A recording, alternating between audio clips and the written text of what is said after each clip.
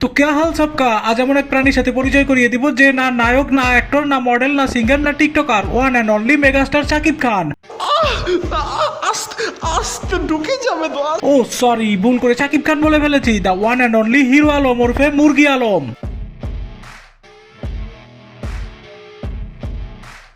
SB এই দুই প্রাণীর অভিনয় ব্যক্তি জীবন ও বৈবাহিক জীবনে তেমন কোনো পার্থক্য নেই।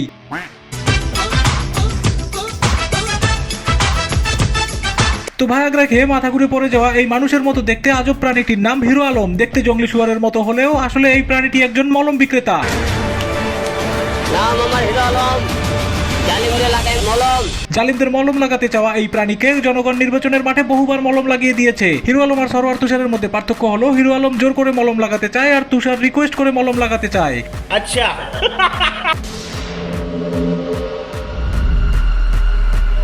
ডাব চুষতে থাকা মানুষ রূপী এই প্রাণীটি দেখলে প্রথমে মনে পড়ে যায় আম চুষে ফেলে দেওয়া আটির কথা। মনে হয় যেন কেউ এই প্রাণীকে চুষে রস নিংড়ে 4 পিস হাড্ডি আর 1 পিস করুটি ফেলে রেখেছে।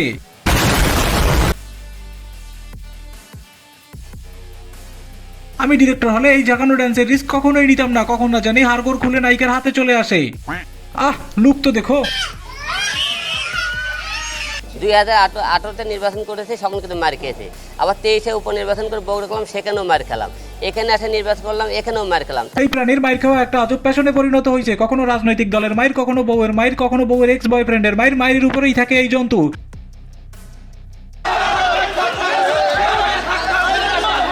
হিরো আলম দেশের প্রথম সুপারস্টার নাকি মেগাস্টার? সফট পর্ন স্টার বললেও ভুল হবে না।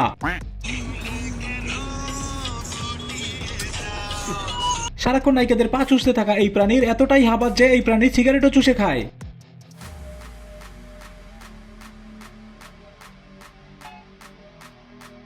হিরো আলম এমন এক প্রাণী যে নাচে গায়ে অভিনয় করে বিয়ে করে। আমি বিয়ে করতে চাই।